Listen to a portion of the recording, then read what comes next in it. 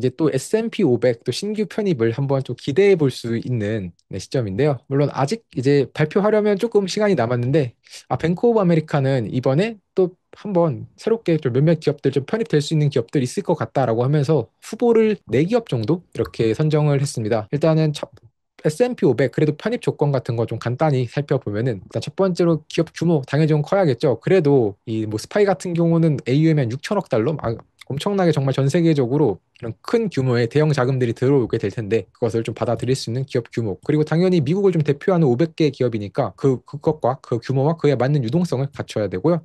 두 번째로는 일단 미국 내 상장해야 됩니다. 그리고 사실 미국 기업이어야 된다라는 조건도 있는데, 본사가 미국이어야 된다라고 했지만 룰루레몬 같은 경우는 캐나다 기업인데도 네, 된 기억이 있죠. 그리고 4개 분기 연속 흑자여야 할 것, 이것도 기준인데 사실 요것 좀 다 안 지켜도 되긴 합니다. 네, 일단은 그다음 마지막으로는 네, 산업 대표성을 떼야 한다. 이 4가지 기준이 있는데요.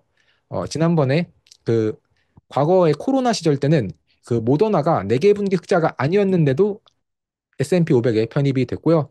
또 지난번에 그 S&P 500에 편입되었던 그 배달 기업들 같은 경우도 분명히 이 4개 분기 연속 흑자 아니었거든요. 그런데도 불구하고 네, 결국에는 이제 또 편입이 되었습니다. 그래서 꼭 반드시 이 4가지 기준 뭐 지키지 않아도 되지만, 왜냐하면 그것을 최종적으로 결정하는 게 이 S&P 지수위원회인데, 이 지수위원회가 나머지 어떤 특정 조건들이 좀 만족하게 되면은 나머지 조건 중 일부 조건은 살짝 맞지 않더라도 네, 그 부분 좀 고려해가지고 최종적으로 결정하기 때문이고요.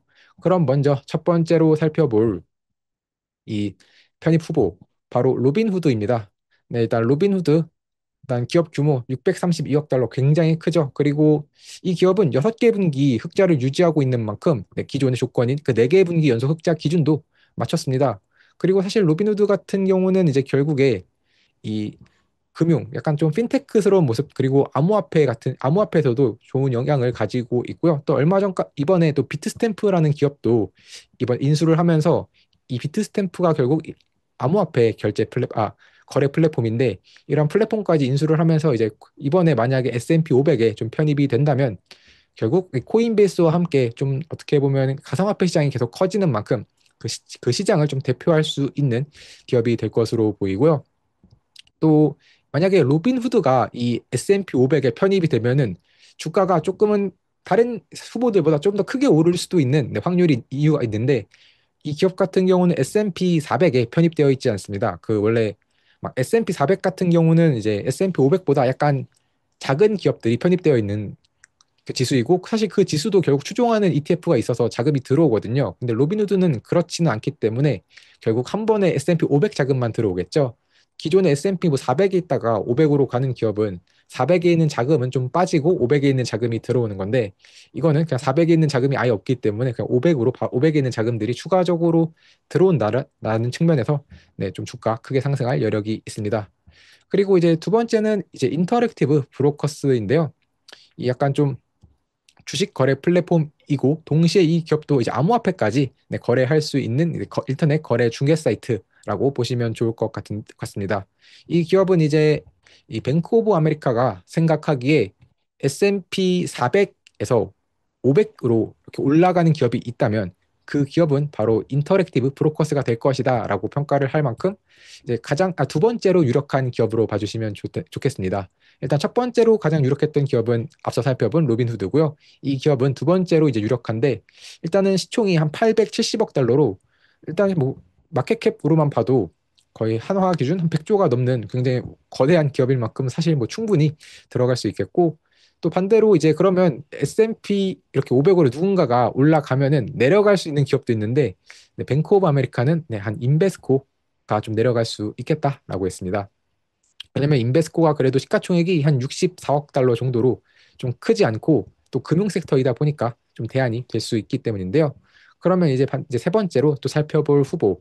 이 기업도 S&P 400에 편입되어 있지 않기 때문에 만약에 S&P 500으로 좀 편입된다면 네, 주가가 굉장히 좀 크게 상승할 수 있는 기업인데, RS 매니지먼트입니다. 이제 RS 매니지먼트는 좀 약간 자산 운용사인데 대체 자산 위주로 하고 있고요.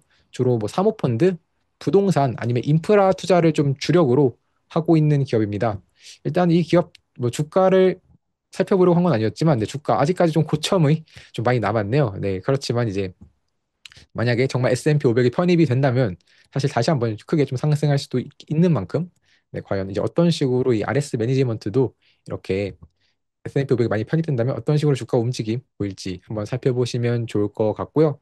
지금 앞서 살펴본 기업들 다 약간 금융과 관련된 기업들이죠. 뭐 로빈후드는 누군가는 뭐 테크로 볼 수도 있지만 사실 어쨌든 다 이런 금융과 굉장히 유사한 기업들이 많기 때문에 금융 기업들인데, 딱 하나만 이 기업만 정말로 뚫려 있습니다. 네, 완전히 시장과는 좀 반대로 지금은 네, 생각 나오고 있는 기업이고, 네, 바로 이 플러터 엔터테인먼트인데요. 네, 플러터 엔터테인먼트는 많은 분들이 약간 그 알다시피 이 드래프트 킹즈처럼 이 베팅 스포츠 베팅 약간 토토 하는 기업입니다.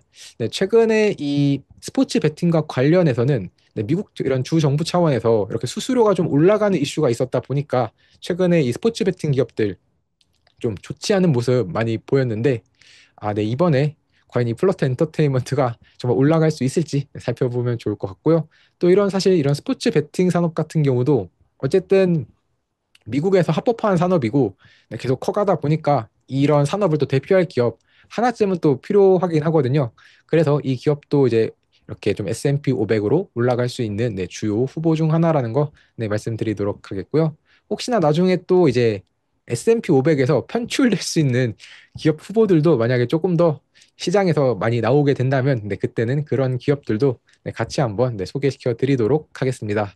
네, 그리고 현재 이 플러트 엔터테인먼트 역시 전고점을 여전히 좀 넘지 못하고 있는데, 네, 전고점 좀 회복하려면 좀 더 이제 좀 여러 가지 좀 추가적인 법률적인 네, 모멘텀도 많이 필요해 보입니다. 네, 전반적으로 네, 플러터 네, 플러팅 엔터테인먼트요. 아, 정말 회사 이름 플러팅 엔터테인먼트라고 했으면은 정말 더 많이 좀 핫해지지 않을까 네, 싶습니다.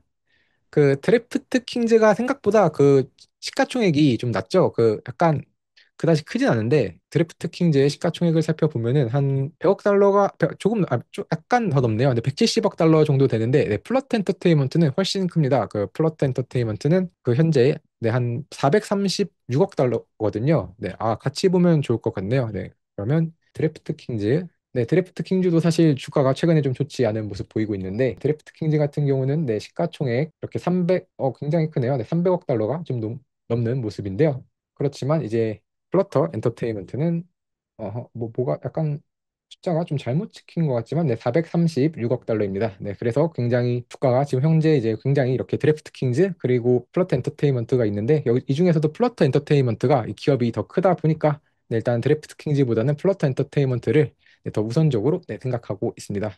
네, 아, 숫자는 네, 다시 보니까 네, 이게 맞네요. 네, 그렇죠.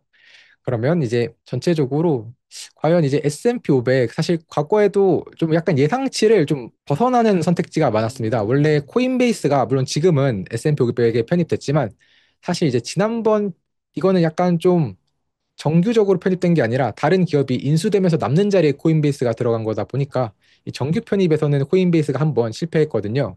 그래서 그 당시에 이제 좀 예상하지 못했던 뭐 가구 기업, 약간 윌리엄 소노마라던가 이런 기업들 네, 그렇죠. 이런 기업들이 좀 인수가 됐는데 과연 이번에는 정말 좀 시장에서 많이 예상을 하고 있는 기업들이 편입이 될지 아니면 다른 기업들이 좀 편입이 될지 네, 같이 한번 살펴보면 좋을 것 같습니다.